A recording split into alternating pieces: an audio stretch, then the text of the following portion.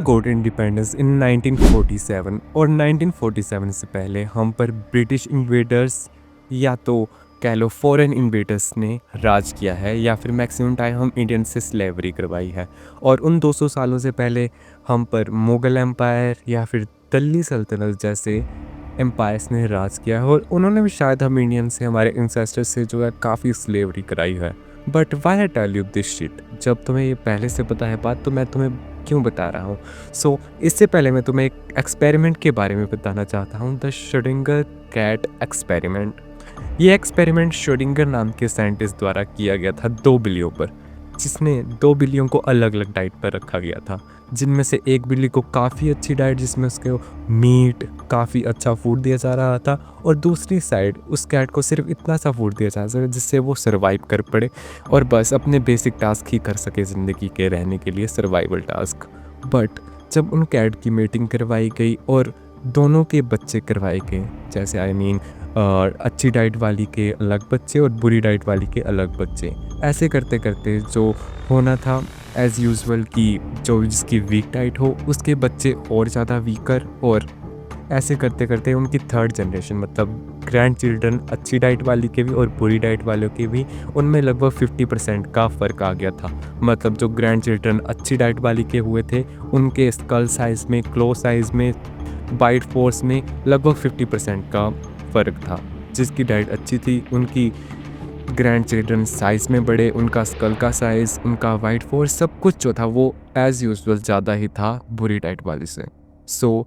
जब कैट पर ये थ्योरी हो सकती है और ऐसा नतीजा आ सकता है, so why not in humans? हम ह्यूमंस भी तो सेम ऐसे ही वर्क करते हैं। अगर देखो किसी ह्यूमन को ढंग से डाइट मिली ना हो या फिर उन्होंने पिछले कई सालों से जो है वो ऐसी स्लेवरी से ही हो जिसमें उन्हें खाना तक ढंग से नहीं मिल रहा हो, या फिर ब्रिटिशर की हो या फिर दिल्ली सल्तनत या मुगल एम्पायर, किसी की भी हो, बट हमारे इंसिस्टर ने काफ़ी बुरा टाइम देखा है। उनको शायद एक वक्त 2 वक्त की रोटी बहुत मुश्किल से नसीब हुआ करती थी, बल्कि जब अब देश के हालात थोड़े सुधर गए हैं, बट जो जेनेटिक डिफॉर्मिटी तब के टाइम हुई है उनको अच्छी डाइट ना मिलने के कारण वो शायद आज भी झलकती है। इसलिए Indian genetics are sucks.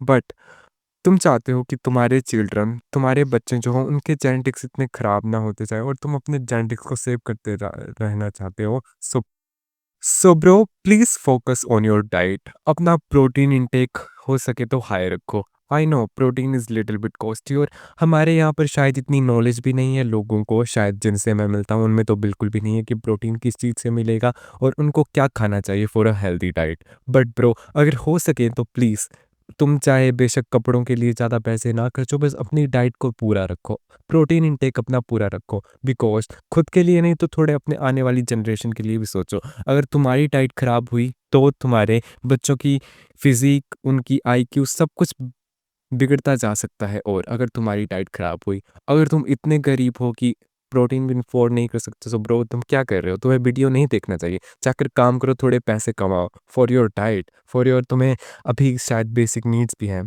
But अगर तुम ऐसे हो कि जिसके घर पर हालात थोड़े ठीक है, जो थोड़ा पैसा लगा सकते हैं डाइट के ऊपर, so bro please focus on your diet. कि तुम नहीं चाहते कि तुम्हारे जेनेटिक्स भी इतने डिफॉर्म हो जैसे हम इंडियंस के साथ हुआ है कि कई फॉरेन इन्वेडर्स ने हम पर राज किया है और हमसे जो स्लेवरी कराई है हमारे एंसेस्टर से, वैसी हालत तुम्हारी ना हो, आई मीन तुम्हारे बच्चों की ना हो।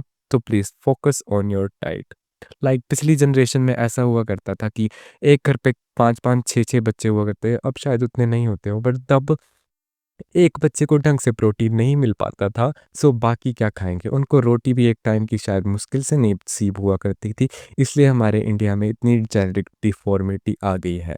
सो दिस वीडियो के थ्रू मैं तुम्हें बताना चाहता हूँ कि तुम्हें अपनी प्रोटीन इनटेक, अपनी डाइट क्यों ध्यान रखना चाहिए और तुम्हें क्यों अच्छा फूड कंज़्यूम करना चाहिए।